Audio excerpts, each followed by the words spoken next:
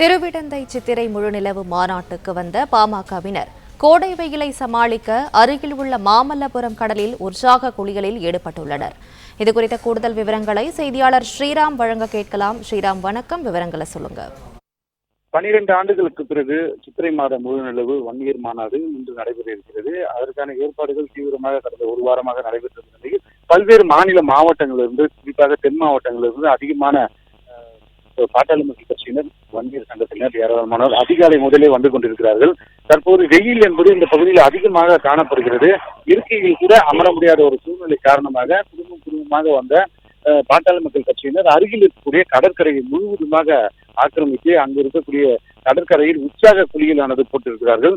போலீசாரும் பாதுகாப்பு பணியில் ஈடுபட்டிருக்கிறார்கள்.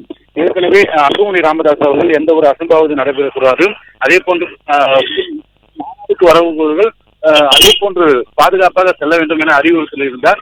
அதன்படிதான் தற்போது பிரச்சனை ஏற்படாத வகையில் 15 மாவட்ட போலீசார் பாதுகாப்பு பணியில் ஈடுபட்டு வருகிறார்கள். தற்போது மாநாட்டிற்கு வந்த சிறியோர்கள் முதல் பெரியவர்கள் வரை உற்சாக குளியல் என்பது கடற்கரையில் குளித்து வருகிறார்கள். இருப்பினும் ஒரு சில பேர் இந்த ஆபத்தை அறியாமல் கொடிகளை எடுத்துக்கொண்டு கடற்கரையில் சென்று குளியல் போட்டிருக்கிறார். அவர்களை போலீசார் அப்புறப்படுத்தும் பணியில் ஈடுபட்டு வருகிறார்கள். தற்போது இந்த கோடை வெயிலின் தாக்கத்தில் விடுபடுவதற்காகவும் மாநாட்டிற்கு வந்தவர்கள் உற்சாக குளியல் போட்டுக் கொண்டிருக்கிறார்கள்.